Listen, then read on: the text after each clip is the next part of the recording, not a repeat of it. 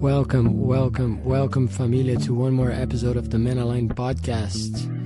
This week we have our founders, Hugo and Super G, interviewing this beautiful brother based in Revelstoke, British Columbia, Canada, Jeff Sorensen, a breathwork facilitator, and also leaving an invitation for the April challenge.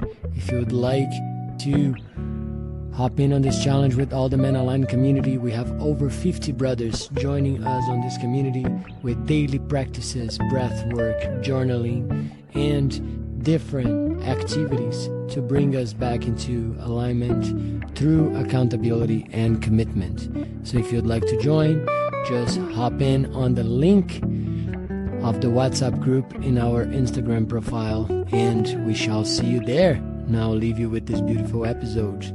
Aho!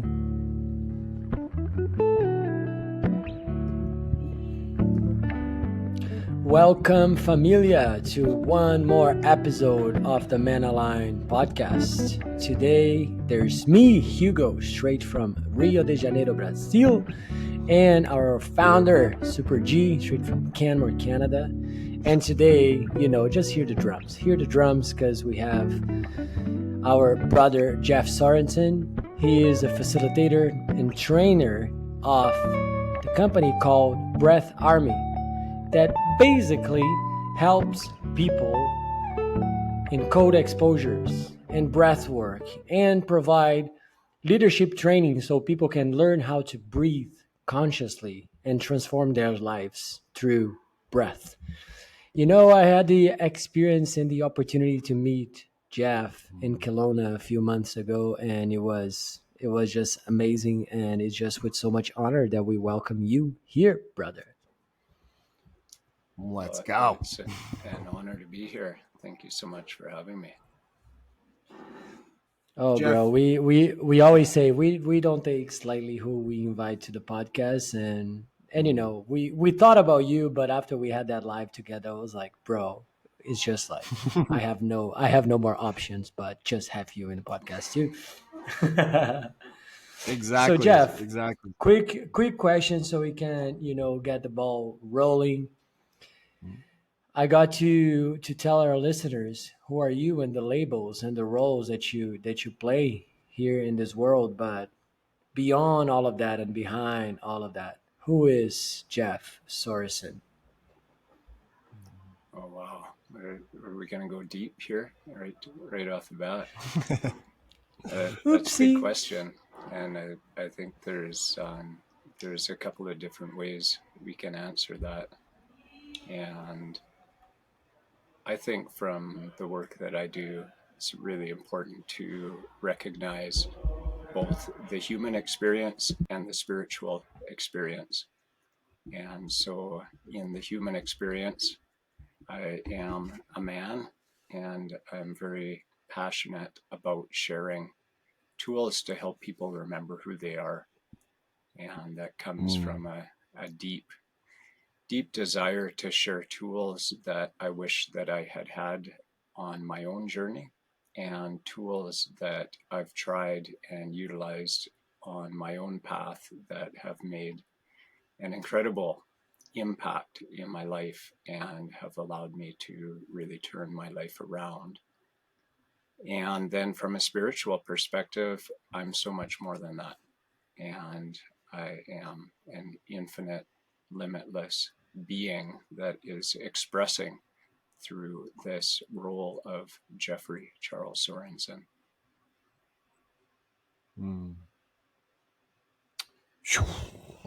Thank you for that, Jeff. I am so much more than that. And yet that's who I am.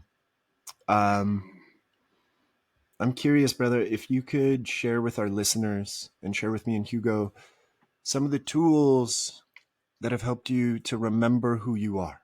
And the reason why I ask this is because that's such a powerful knowing. Who are you? Right? I think in my life, and in Paulo Coelho's famous book, The Alchemist, it's about just remembering who you are. So what are these tools that you've accumulated or that you've learned to help people remember that, help yourself remember that? I got a feeling breath is one of them. Yeah, well, you said something there that kind of made me giggle. It's to just remember who we are, and it's like the simplest thing, because we actually don't need to do anything but kind of forget who we think we are. And so breath has been a huge part of that, and was really the beginning of the journey, was really reconnecting with breath and reconnecting with my body through yoga.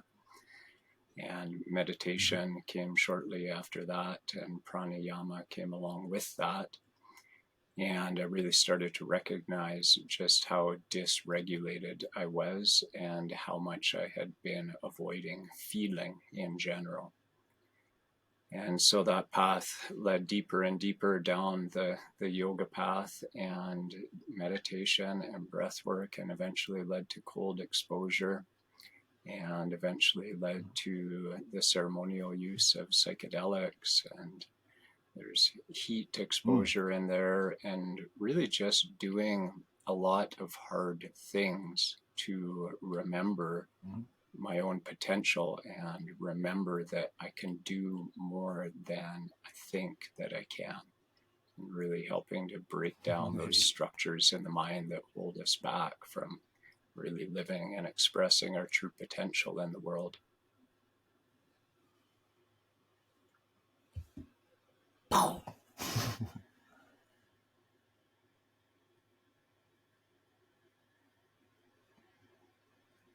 It's hard to hear you, Hugo.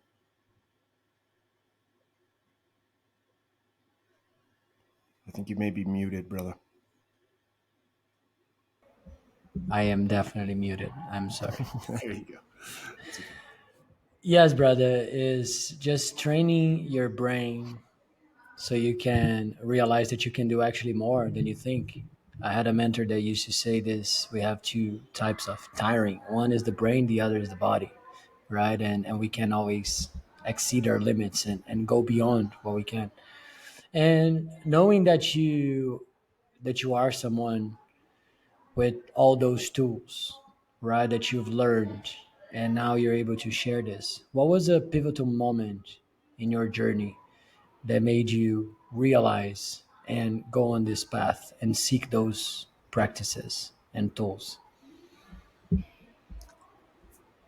Well, I think really the desire to understand more has maybe always been present. And even as a young boy, I recognized that things that I was being told in school and from people in my life didn't make any sense. And so I've had a really deep desire and a yearning to understand and to learn throughout my life. When I was in my late teens and earlier 20s, I had 3 near-death experiences. And those really started to shake apart my foundation. And, I'd had some really intense experiences as a child growing up as well.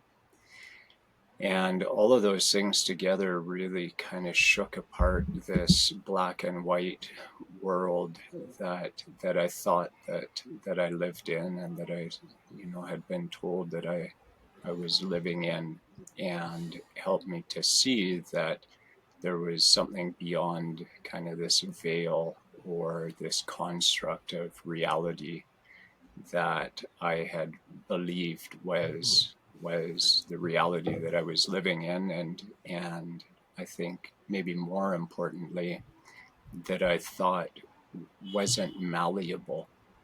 And so I think there was a near-death experience that, well, and I think within all of them, I'm having an out-of-body experience, and one near-death experience in particular, where it broke that construct open, and I really recognized that this view or the construct that I had created about reality just simply wasn't true. And so along with that, and along with deep addiction and exploring those dark experiences that sometimes lead us to the light, there was a deep desire to really get to know myself within that. And so at a certain point, I decided that I needed to go far away. And that journey led me down to Mexico, and I ended up there. And one of the things that I knew about going far away is that would provide me an opportunity to start from a clean slate and to really be able to feel into who am I really, and who do I want to be in the world. And that's what led me on the yogic path, and in this path of meditation and self-awareness and self-realization.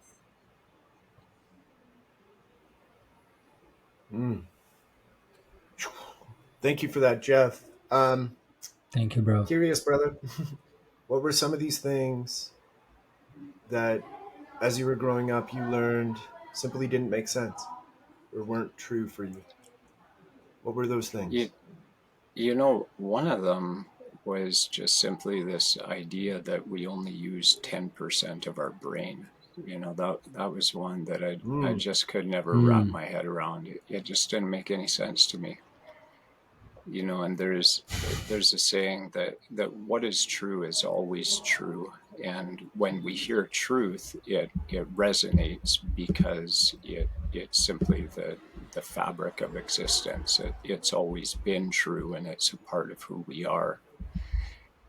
And so I think I've always had a keen sense of what was in resonance with that and what was not.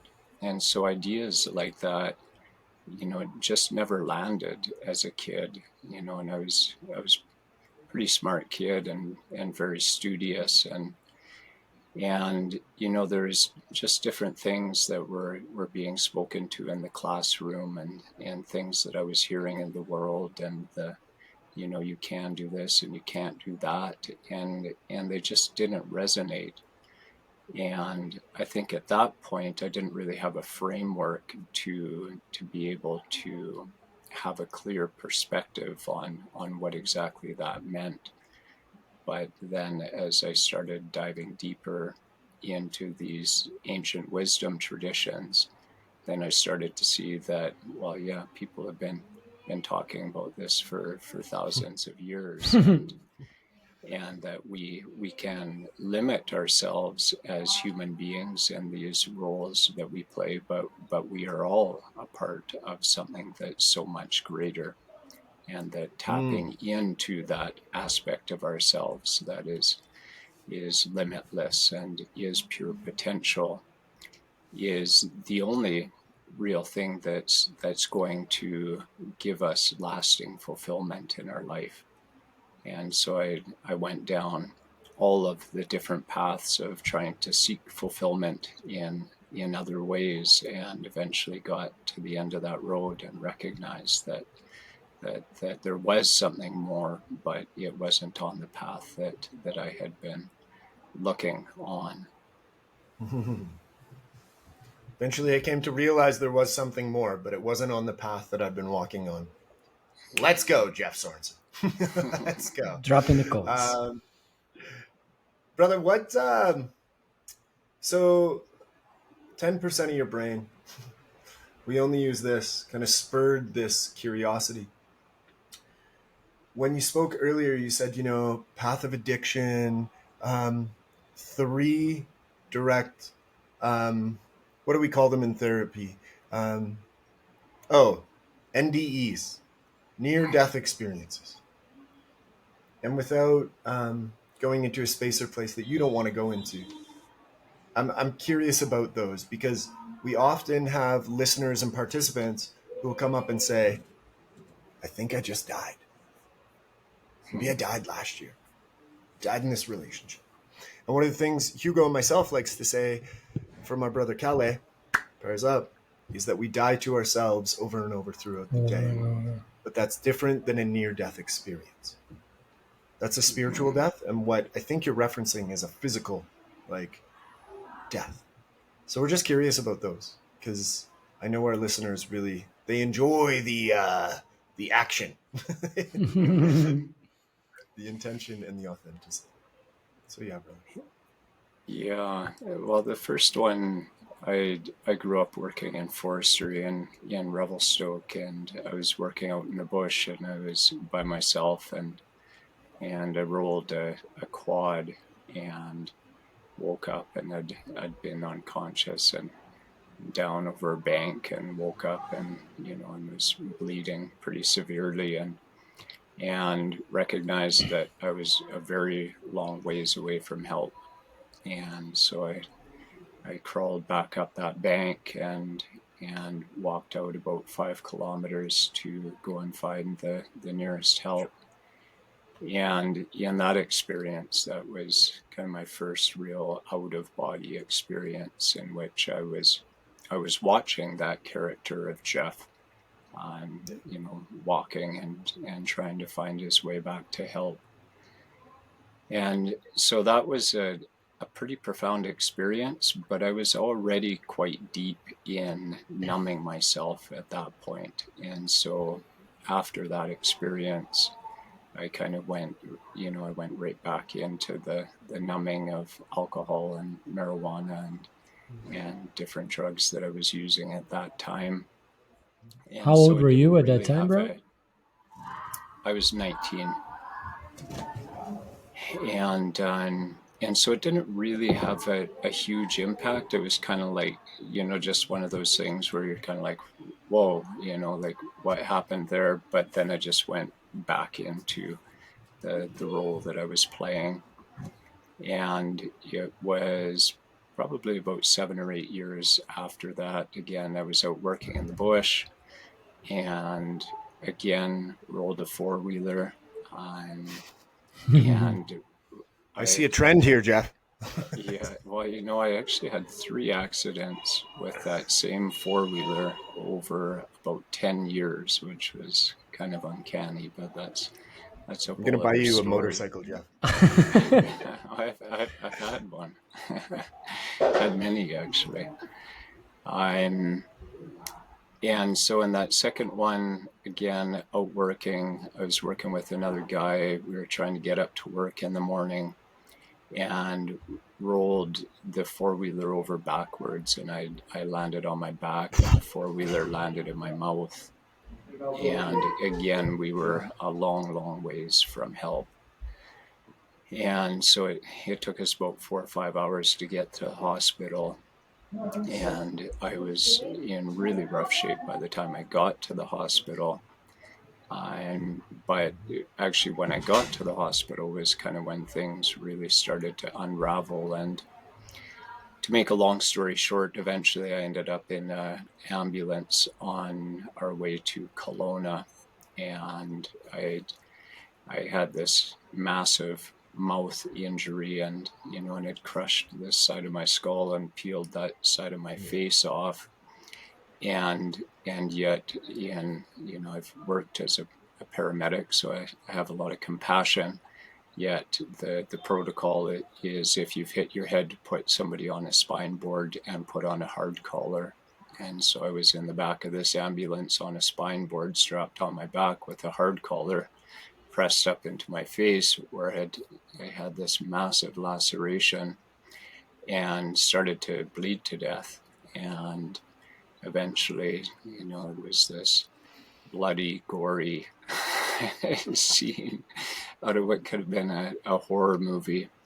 Eventually, was starting to transition, and again had an out of body experience. And this one, it felt like there was a clear choice being presented, and the choice was to continue transitioning and kind of floating off. And the other option was to go back into my body, and there was a clear understanding that if I did, that there was also going to be a lot of suffering. And yet it was pretty clear to me that that was the choice to make. And so I came back into the body, and then another couple of years later, I had another big accident, this time in a vehicle, and went off the side of the highway at probably 120, 140 kilometers an hour over a super steep bank, and hit the ground. I've got a scar on my shoulder that from the seatbelt and from the impact of hitting the ground, and went completely black, and then woke up, and I was sitting on the side of the bank about 50, 60 feet from my truck, looking down at my truck and wondering, like, how the heck did I get out of there? And the truck was completely crushed. Like, I've actually got pictures of it still, and pictures of the driver's compartment, which was just completely and absolutely crushed. And yet I was in the vehicle because I've got that scar from the seatbelt and from hitting the ground. And so that one really started to shake things up in terms of what is real and what is not. And at that point, I was in deep addiction, and so along those two together really started to fracture my cognitive construct of reality, and started to really make me question, what is reality. So there's the Coles notes on those three. Those three stories are making Yeah. me question what is reality, Jeff. Yeah, and also makes me understand why, like, you and Jamie, our brother Jamie, got to know each other, because Jamie is also like very deep into the extreme sports. Yeah, bro, those are intense experiences, and something that comes up to me is that whatever we don't change, whatever patterns we don't change, things are gonna happen in our lives to get our attention some way, somehow. Sometimes are just regular signs, sometimes are proper accidents to really make us realize what things are, right? So thank you. Thank you for touching base on this. It's like changing a little bit the topic, because I feel like breath, in my experience, can be something really transformative that can provide some sort of out of body and deep experiences. So tell us a little bit about the Breath Army, and how do you guide people through breath to reconnect with themselves? Mm-hmm. Yeah, well, Breath Army started after I got back to Canada, and I'd been teaching for quite a few years at that point, yoga and meditation and in the yogic form of breath work. And when I got back to Canada, I really just was focusing on getting a solid foundation underneath me again. And yet there came a point, and it was actually shortly after finding the Wim Hof method, that it seemed like it was time to start teaching again. And I saw this, this modality of breath work, and it was just kind of like a big wave rolling in. And I'd recognized what a huge impact on my own life having a deeper awareness of my breath had created. And so I decided that I wanted to jump on that wave and kind of ride it out, and learn absolutely everything I could about the breath. And so I think there's different aspects of breath work. And I think sometimes people don't fully understand the power of the breath.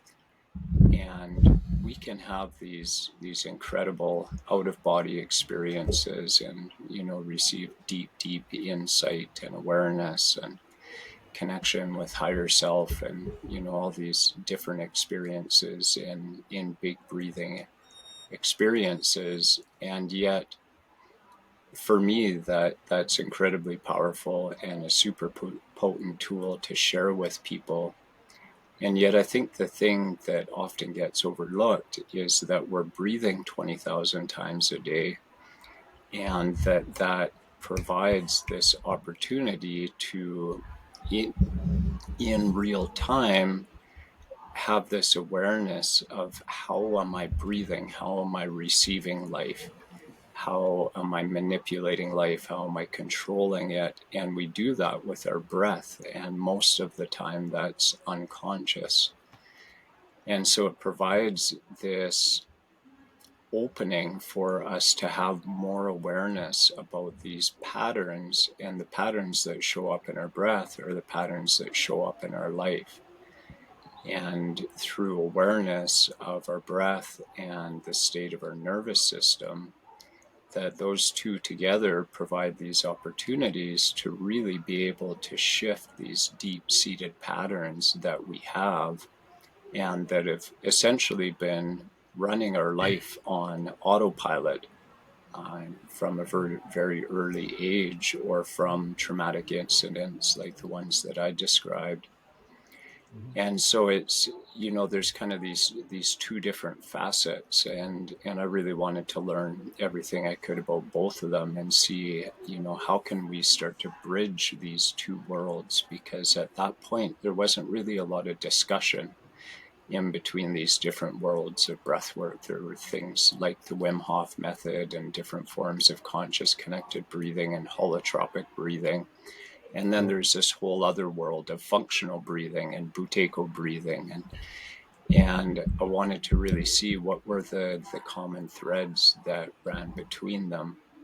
And that's been a huge part of my work with Breath Army, is really starting to understand that and to see how we can weave these things together and gain insights from one or the other, and utilize this whole spectrum of practices to not only provide these deep and powerful and potent experiences, but to provide people with tools to really change these patterns that really create the change in the moments of our life and the relationships of our life, that really can change the course and the trajectory of our life.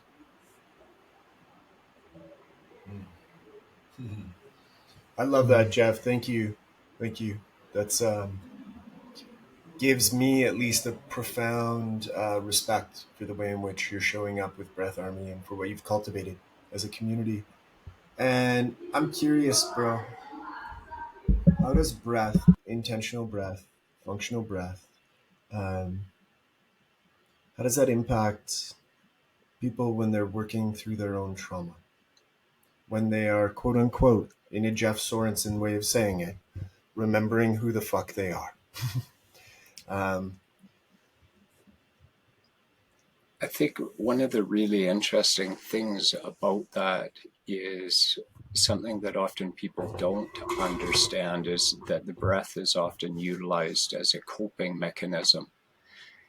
And so just like we would use alcohol or drugs, we can utilize our breath. And anybody, who's listening to this, who's had a conscious connected breathing experience, can relate to the fact that we create an altered state of consciousness in those experiences.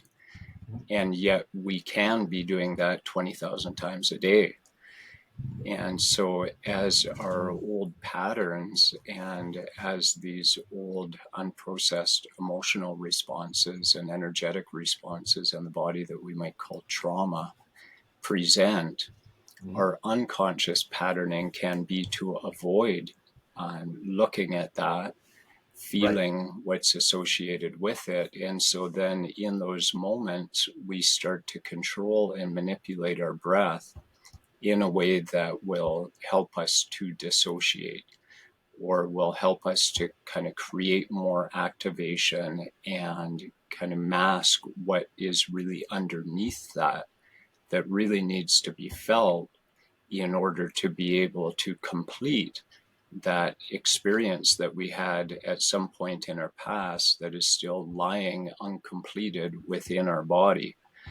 And so it's this fascinating tool that we can bring consciousness to, and can allow us to dive deeper into that unprocessed energy and emotion, or unconsciously used then in wanting to keep us safe, or wanting to keep us from looking at these experiences, and unconsciously can be used as kind of this coping mechanism or dissociative mechanism to prevent us from looking at those things that will help us to resolve them and to move forward in our life. I love that, Jeff, and it reminds me so much of being a young man playing sports, or being a little child, where people would say, "Take a breath, gee, take a breath," and I'd be like all frustrated, like, "Ugh." And it wasn't actually the as beneficial as that was to my parasympathetic nervous system. It wasn't actually helpful in the greater scheme of me being able to process anything. It was, I've never thought of breath as an avoidance technique, you know? Think of addiction, numbing, yada, yada, yada. But yeah, we get a lot of true words spoken on this podcast, and I don't know if there's been truer ones than that. So thank you for highlighting that. And I guess my next question is this. So breath, it's weird. We do it 20,000 times a day. Men's work, it's weird. We've been doing it since we were born. How do you build and cultivate and strengthen the community that is Breath Army, and the community of, to kind of shift the notion that breath can be more than this thing we do to just live? How do you do that? Because you're a connector in this space, man. You're not just, oh, I'm Jeff and I like to breathe. And if you were that, we'd have you on here anyway, because we like you. How do you build this community, and how do you become a connector in this space? Well, I feel like that's a question that I keep asking myself. And, and so that shifted and changed a lot over the years. And, when I really started to put the pieces together, and when I had experiences with these different modalities that really helped me in my own life, it just seemed so bizarre to me that more people weren't talking about this, and so that was almost 7 years ago now that I really started to just be out in the world and share. And, I just had an insight when I first started teaching again, that I didn't necessarily just need to teach in one place. And I'd recently moved back to Canada, and I was living in Victoria at the time, and also recognized that, I knew many people in many different places, and that probably people in different places would want to hear about this as well. And even if they didn't, I was still going to try and share it. And so I started traveling a lot and doing these little workshop tours. And there weren't really very many people talking about it at that time. And so it was something fairly fresh and new at that point. And it was quite well received. And so I did a lot of traveling for a lot of years. And, and as Breath Army grows, I grow, and as the Light Force Collective has emerged, which is this year-long facilitator training program, I need to keep on evolving. And so that question comes up for me a lot, is how do I continue to grow this community? And my role changes a lot in that. And then there's also been this, interesting curveball of moving back to Revelstoke and receiving land here. And so then again, that kind of shifts the question again, is how do I utilize the resources that have been provided to me to continue to grow this movement?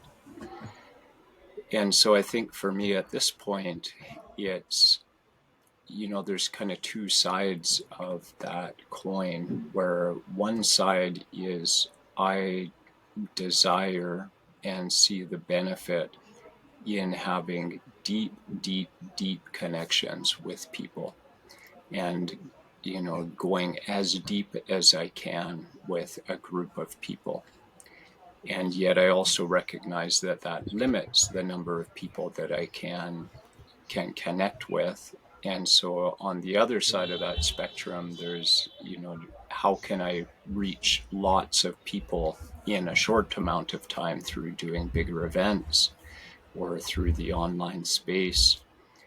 And so it's a question, and I think the answer keeps on changing as Breath Army grows. And it feels like, to me, it's always felt like there is an energy there that I'm trying to understand. What is this thing that is, Breath Army, that, literally landed in my lap and in ceremony one night, and I've spent the last 7 years trying to figure out what is this thing? How does it want to be expressed? How can I express that in the best way possible? And so I don't know if I know the answer to that question yet, but I just keep tuning into what's present in the moment, and just trying to do the best job I can of connecting with people. And I think that that's changing a lot too as we collectively evolve, and I think, Yes. we've really emerged out of this age of the guru, which is really where I started teaching, and yet we're moving into this cycle of, of being more focused on community. And so I see that the whole teaching space is really changing. And so I don't really know if I know what that looks like moving forward, but I think the best thing I can do is just tune in every day and see what is the best thing I can do, and just kind of follow that path. I think that's awesome. I think that's awesome, brother, because something when people ask us like about Men Align, they're like, "What do you guys do?" Or like, "What happens in your retreat?" We're like, "We don't know." It unfolds exactly as it needs to unfold, right? Is part of this process. And something that came up to me while you were speaking was recognizing that in order to be teaching, you got to be seeking wisdom and teachers as well, right? Because when we are learning and we are not sharing that abundance, some way, somehow, we become a limited source of abundance to the creator. So if we are Yeah. always with our bucket full and we are not sharing whatever we know, how are we going to allow new teachings? And how can we grow in a bigger spectrum, right? Because something that we repeat at Men Align is, if you want to go quick, for sure, go on your own. You're going to get there. However, if you want to go far, it's the piece of community, right? Because when we are in community, we have the power to empower not only ourselves, but others too. And something that you said that really caught my attention around like this piece of safety, right? Because although we've been breathing since the beginning of times, breath might be one of the few things that we might have control in our day-to-day basis, and we yet don't breathe consciously, right? So you were talking about accessing traumas and releasing traumas through the piece of breath. How can you ensure in your spaces, being a short, a small cohort, or a big event, that people are safe? Well, I think it starts from intention, prior to the event actually taking place. And then there's a lot of intentional acts that take place in setting up the space. And I feel like a huge part of it is grounded in our own personal practice and the what are we doing every day to keep ourselves grounded and centered and creating that sense of safety within ourselves to be able to be that frequency or that energetic within the space as people are arriving and as we're connecting with our collaborators and really just setting that tone of connection and presence, I feel, is a huge part of it. And I think there's a huge aspect around personal responsibility in terms of participation Hey. that is also really, really important within those spaces.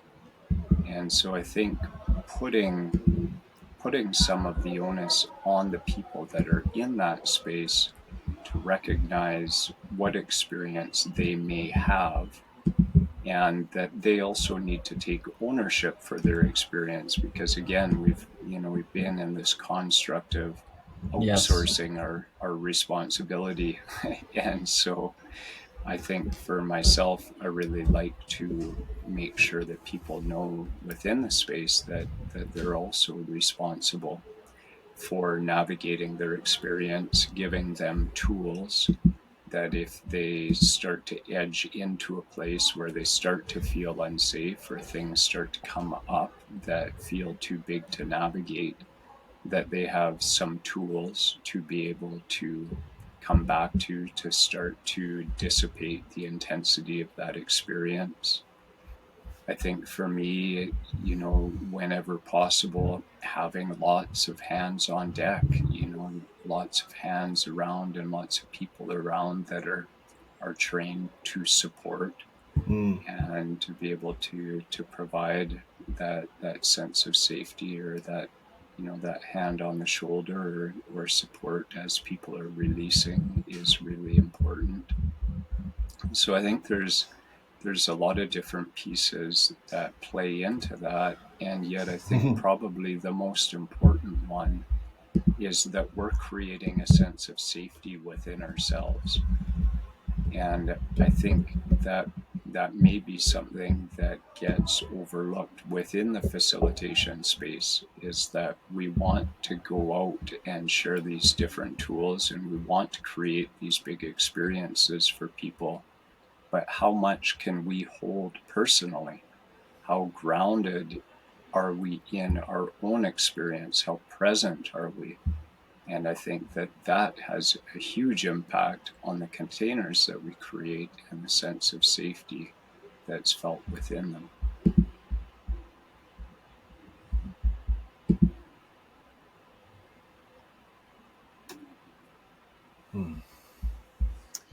Man of integrity and safety right there. I'll tell you that right now.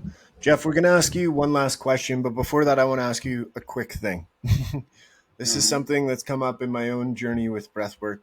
I've had the blessing and honor to do a lot of individual ceremonies and group ceremonies with different facilitators.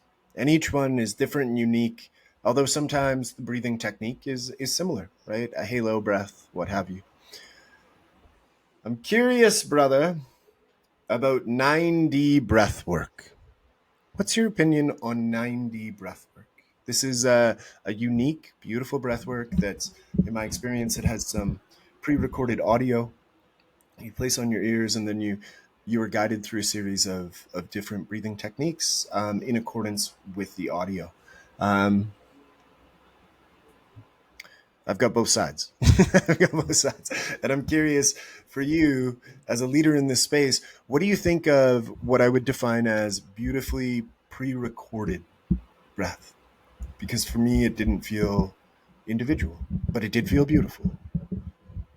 I'm curious. What are your thoughts? Just a question, so maybe like listeners can understand more, because I have this personal question. How would that be, this pre-recorded session? Is it something that you have a script and you read the script to the practitioners, or is it something that you would play along and you would speak on top of that? Just out of I'm curiosity. going to answer.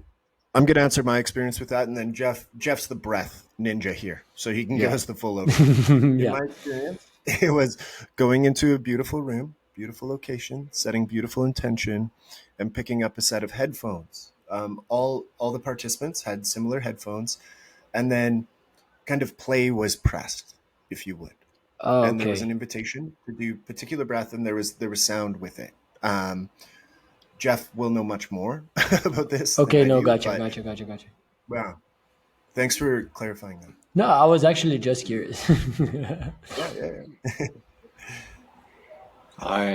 I can't speak from experience because I have not done a 9D breathwork experience.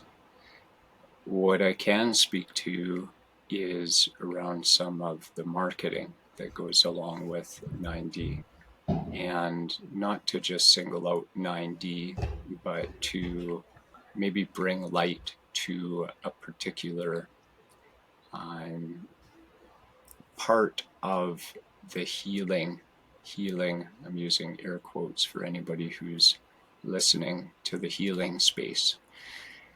And I actually actually posted on my stories one day actually an advertisement from 9D, and it's without judgment because I recognize that we are all acting from our level of consciousness, that everything is perfect and that nobody's doing anything wrong, and yet we can use our discernment in order to determine what path we want to follow.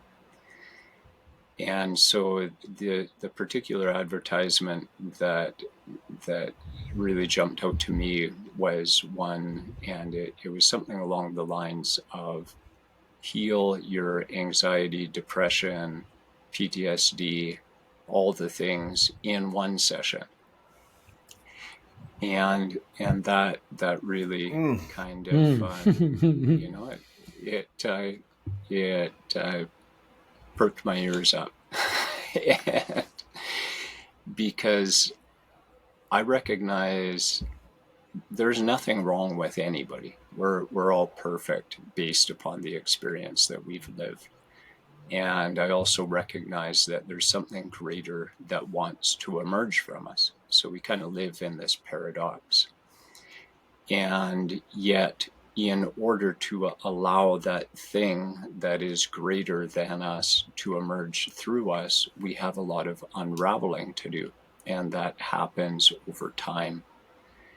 And so I think in a world of desperation and a world that is very highly focused on instant gratification and quick fixes and hacks, Yeah.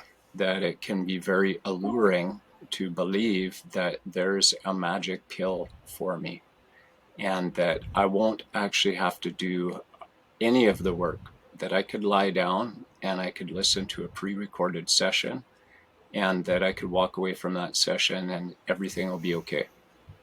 And everything is okay. And yet there's a Yeah. lot of unraveling. There's a lot of letting go. And I am very much Yeah. continually in that process myself. And it's beautiful. It's the most Yeah. beautiful, incredible experience that we could have as a human being, is to witness these aspects of self that are not who we truly are, and to be able to resolve the Hey. underlying beliefs and the traumas and feel all that energy and emotion that's underlying them. That is what it is to be human. And yet it's a path and a process. And so I encourage people to go on that path and to recognize that it becomes a lifestyle. I often tell people in the spaces that I create, is just a bit of an icebreaker, that I'm here because I have nothing else to do. And in many ways that's Hey. true, because for me there is nothing else to do other than to allow that true self to Yeah. emerge and to let go of the pieces of myself that actually are not who I am. And so I encourage people to embrace that journey. And I think that every part of that path, every experience that people have will be an important part of that journey. And so if people are drawn to some of these things, that's actually an integral part of their path. And through learning discernment and learning more about the journey, then hopefully that will guide them to a true path, el camino de verdad, el camino de la luz, and really find that true path. Yes. A man of safety and integrity, right? Aho. We've said before. Aho. Jeff, thank you for that, brother. And yeah, there's no right path, no wrong path, just the path for you. And I always find it curious when I too, and Hugo as well, when we find the internet offering that says we'll cure it all, one session. Let's go. Let's go. It's always Once again, it's there's nothing always wrong with it. questionable. It's always questionable. And something else that he And said that came up to me very much is, before you come to the journey, everything is all right with you. And everything is going to be all right after that too, because you're perfect in exactly the way it is. So it kind of, for sure, it matters the journey that you're going, but it doesn't really matter in the end of the day because things are good. Things are good. Things are good. Things are very good. So yeah, G, do you wanna maybe ask him the deep question? Should I ask him? Should I I ask don't him the know. question? I think you should. Right. Okay, I'll ask him the question. Hey, Jeff Sorensen, here's an invitation to plant your feet firmly on the ground, straighten your spine, sit in a dignified seated position, close those eyes down. And you're the breath master, so I'm not even going to tell you how to do it. Take some clearing breaths in through your nose, out through your mouth. Just calming yourself. And I'm going to invite you to see if you can see a picture in your mind of your ancestors, those who came before you, starting with your parents and their parents and their parents, and so on and so on and so on for 7 generations back. Get a visualization of them, who you remember and who you don't. And then we're going to invite you to do the same thing, looking to the future, with your unborn children and their unborn children, and so on and so on and so on for 7 generations forward. See them, hear them, watch them. And I'm going to ask you this. What is the one powerful and potent thing that you would tell all these people? Take your time, because it's not a small question. Remember who you are. Look at this guy. Remember. I think we started and ended the podcast with the same phrase, referring Paulo Coelho. Yes. I also, what I love, Jeff, I love so many things about you, but this is the illumination. We ask that question at the end of all of our podcasts to brilliant, open-hearted people just like you. The time taken to answer it varies from about, I'd say, a minute to upwards of 5 minutes. I think that took you about less than 2.5 seconds. Remember who you are. Jeff Sorensen, brother, first of all, deep bows from me and Hugo and all the listeners here. I know this is going to be one of these ones where people are like, listen for 4 minutes, and then they're like, rewind. Listen for 4 minutes, rewind. And if they're driving, they're going to pull over and write it down or make a voice note, because that was powerful and potent. So thank you so much. Number 2, where do people find Jeff Sorensen if they're not just hanging around in Revelstoke being like, who's the breath master here? Where do they actually find you? And if they don't find the Aguila, how they find you? Exactly. Instagram's a pretty good place. I've been a little bit less active on there of late. A lot of things going on here on the land, but Instagram's a good place. Website, breatharmy.com, Breath Army Instagram, Breath Army Facebook. The Breath Temple is a great place, and that's a free weekly breath journey every Sunday morning at 9 a.m. People can sign up for that through Instagram or through the website. So yeah, lots of great ways. And if people are signed up for Breath Temple, they'll be signed up for the newsletter, and they'll be able to follow along and hopefully connect in person at some point. Thank you, brother. We're going to make sure that all the links are going to be available in the description of the podcast. Also encouraging our listeners to take a look into the live that we have with Jeff on Instagram so you can see and hear more about this special human. To all of our listeners, thank you. To G, to Jeff, to me, thank you as well. And I see you on the next podcast. I hope.